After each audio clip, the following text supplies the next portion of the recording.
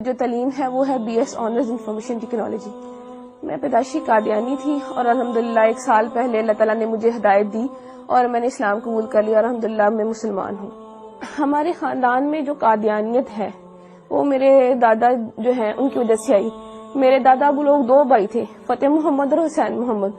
وہ ہندوستان کے ضلع امرتسر کے رہنے والے تھے. وہاں سے وہ لوگ ہجرت کر کے پاکستان آئے اور پاکستان آنے کے بعد انہوں نے فیصل آباد کا جو علاقہ ہے چھوٹا لٹھیاں والا، یہاں پہ رہائش اختیار کر لی اور یہاں پہ انہوں نے قادیانیت قبول کی اور اس کے بعد قادیانیت کی جو تبلیغ تھی اس کو کرنا شروع کر دیا. تو میرے والد کی جو شادی ہے وہ 61 چک بیدیاں والا میں ہوئی اور جو میری والدہ تھی وہ بھی پیدائشی قادیانی تھی اور وہ بھی اپنے اس گاؤں میں یعنی کہ 61 چک میں وہ بھی قادیانیت کی جو تبلیغ تھی وہ کیا کرتی تھی. شادی کے بعد بھی انہوں نے ایسا ہی کیا کہ قادیانیت کی تبلیغ کرنا شروع کر دی اور ایسی پرورش جو ہے انہوں نے میری بہنوں کی کی. تو جیسی پرورش انہوں نے میری بہنوں کی کہ قادیانیت کی تبلیغ کو عام کرنا اور قادیانیت کے لیے مختلف علاقوں کے دورے کرنا، ویسی انہوں نے تربیت جو تھی وہ میری بھی کی.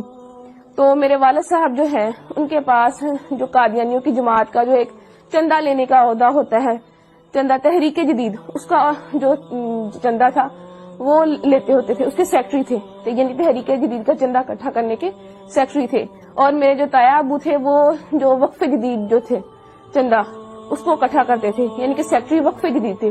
اور میرے تایا ابو کا بیٹا جو وہ ہے سیکٹری ضیافت، یعنی کہ اس کا کام یہ ہے کہ مختلف علاقہ جات سے جتنے بھی مربیان آتے، مہمان آتے، ان کی رہائش کا بندوبست کرنا، ان کے کھانے کا بندوبست کرنا، یہ سارا کام جو تھا یہ ہمارے گھرانے میں ہوا کرتا تھا. اور اس کے علاوہ جو میری بہن تھی وہ بھی سیکٹری مال تھی. ایک میری بہن سیکٹری ناصرات بھی رہی، ایک میری بہن سیکٹری تعلیم بھی رہی اور ایک وقت میں میرے پاس بھی سیکٹری تعلیم تربیت کا عہدہ تھا. اس کے بعد پڑھائی کی وجہ سے وہ میں نے عہدہ چھوڑ دیا اور میں نے ان کے اسکول میں پڑھانا شروع کر دیا. اور میں نے ان کے اسکول میں تقریباً 2 سال جو ہے ملازمت کی. فیصل آباد میں ان کی بہترین ڈبیٹر تھی.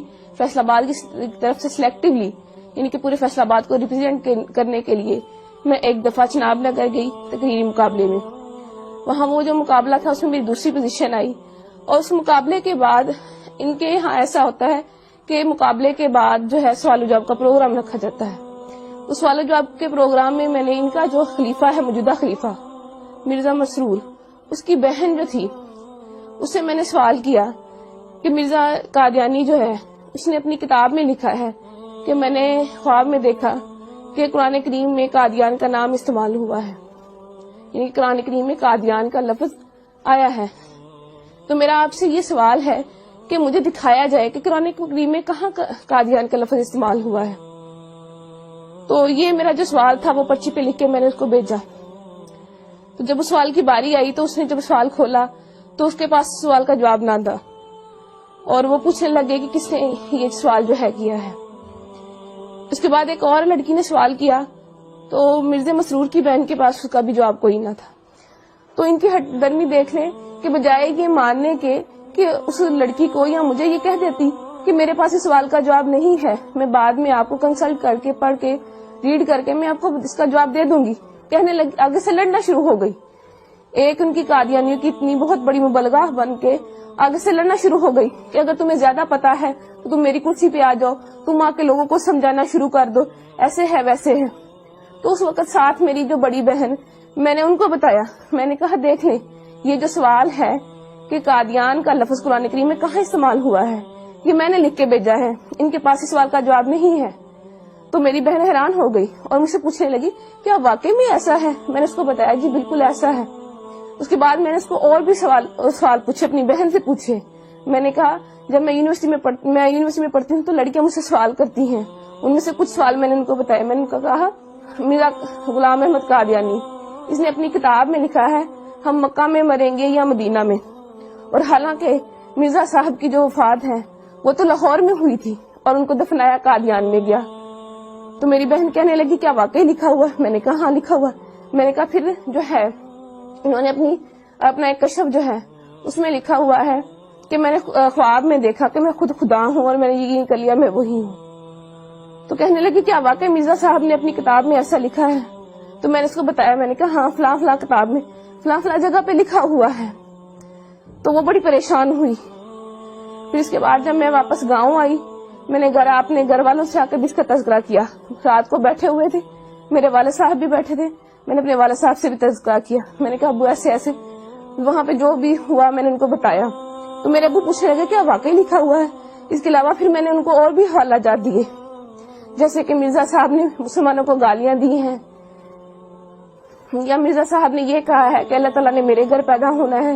تو یہ باتیں ساری سن کے میرے ابو بہت پریشان ہو گئے. اس کے بعد جو تھا میری امی نے وہ ہمیں اس ٹاپک پہ بات کرنے سے منع کر دیا.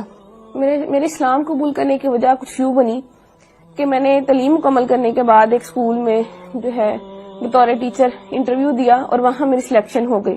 ایک دن ہم بریک کے وقت بیٹھے ہوئے تھے تو اچانک مذہبی گفتگو جو تھی وہ شروع ہو گئی. تو ہمارے اسکول کے جو پرنسپل صاحب تھے انہوں نے قادیانیت کے موضوع پہ بات کرنا شروع کر دی. تو چونکہ میں قادیانی تھی تو میں نے بھی اس میں حصہ لینا شروع کر دیا. میں نے بھی ان کو بتایا کہ قادیانیت کے میں فضائل و مراقب جو تھے وہ انہیں بتانا شروع کر دیے, کیا قادیانیت ایسے ہے ویسے ہے, یعنی کہ قادیانیت کی ایک بڑی اچھی تصویر میں نے ان کو بتانا شروع کر دی.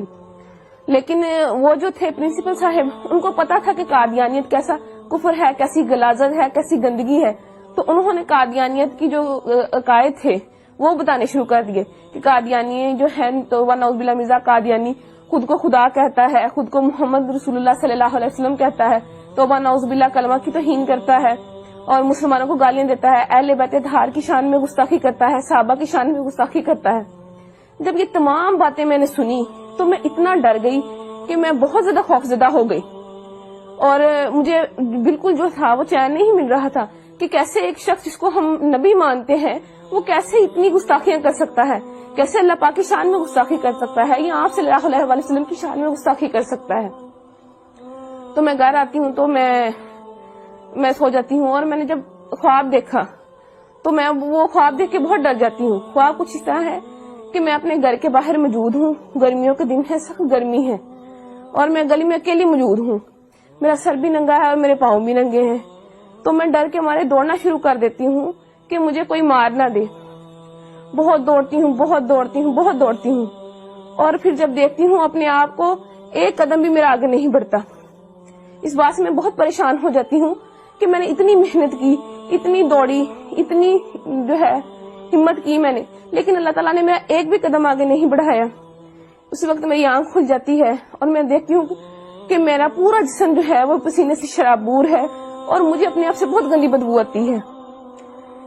پھر اس کے بعد یہ خواب جو ہے مجھے متواتر آیا, اور جب بھی آتا مجھے ایسے ہی ڈرا جاتا. اس کے بعد چند دن بعد میں اسکول گئی تو وہ جو اسکول کے پرنسپل صاحب تھے وہ مرزا قادیانی کی کتابیں لے کے, روحانی خزائن کی مختلف جلدیں لے کے بیٹھے ہوئے تھے. انہوں نے مجھے بلایا اور مجھے کہنے لگے کہ جو جتنی باتیں میں نے تمہیں, یعنی کہ جتنے قادیانیوں کے عقائد میں نے تمہیں بتائے ہیں, اگر میں تمہیں ان کتابوں سے دکھا دوں تو کیا تم یقین کر لو گی؟ میں نے انہیں کہا جی میں ضرور یقین کروں گی. تو انہوں نے جو ہے کتابیں کھولی اور جتنی باتیں وہ مجھے جو میں نے آپ سے پہلے بیان کی انہوں نے مجھے مرزا قادیانی کی کتابوں میں سے دکھائیں, اور وہ کتابیں مرزا قادیانی کی لکھی ہوئی تھی. روا کی جو ہے ضیاء الاسلام پریس وہاں سے شائع ہوئی تھی. اس کے بعد جو ہے میری ملاقات, جو میرے دماغ میں شکوک و شبہات تھے یا سوالات تھے تو ان کو دور کرنے کے لیے میری جو ملاقات تھی وہ ایک سابق قادیانی جو کہ اب مسلمان ہو چکے ہیں اور ختم نبوت کے بہت بڑے مبلغ ہیں, عرفان محمود برق صاحب, ان سے میری ملاقات ہوئی. تو انہوں نے جتنے بھی میرے شکوک و شبہات تھے وہ سارے دور کیے, اور قادیانیت کی جو غلاظتیں تھی جو مجھ پہ نہیں کھلی تھی وہ کھول کے مجھے بیان کی. اور ان کی جو کتاب تھی قادیانیت سائنس اسلام کے کٹہرے میں, انہوں نے مجھے وہ پڑھنے کے لیے دی. تو اس کو پڑھ کے جتنے بھی میرے دماغ میں سوالات تھے وہ سارے کے سارے وہ ختم ہو گئے. تو اس کے بعد پھر میں نے مرزا قادیانی پہ اور قادیانیت پہ کروڑوں لعنتیں بھیجنے کے بعد آپ صلی اللہ علیہ وسلم کی غلامی میں آ گئی اور کلمہ طیبہ پڑھ کے اسلام قبول کر لیا. اس کے بعد جب میں گھر گئی میں نے اللہ تعالیٰ سے جا کے دعا کی کہ اللہ تعالیٰ مجھے کوئی رستہ بتا, کہ مجھے کوئی ایسا نشان دکھا کہ مجھے پتہ چل سکے کہ میں نے آج جو کیا میں سچ پہ ہوں, میں حق پہ ہوں. تو میں جو ہے میں سو گئی. تو میں نے وہی خواب جو میں پہلے دیکھتی تھی اور میں ڈر جاتی تھی، وہی خواب مجھے دوبارہ آیا کہ میں اپنے گھر کے باہر موجود ہوں، گرمیوں کے دن ہے، سخت گرمی ہے، اور میں ڈر کے مارے بھاگنا شروع کر دیتی. لیکن اس دفعہ معاملہ جو تھا وہ الٹ ہو گیا کہ جب میں ڈر کے مارے میں بھاگنا شروع ہوئی تو بھاگتے بھاگتے ایک میں پکی سڑک پہ پہنچ گئی. تو میرا سر جو پہلے ننگا ہوتا تھا اس پہ ایک سفید چادر آ گئی خود بخود، اور میں نے دیکھا کہ میرے سامنے ایک شخص احرام باندھے کھڑا ہے. جب میں نے اپنی نظریں اوپر اٹھائیں تو میں نے سبز گنبد اور مینار کو پایا.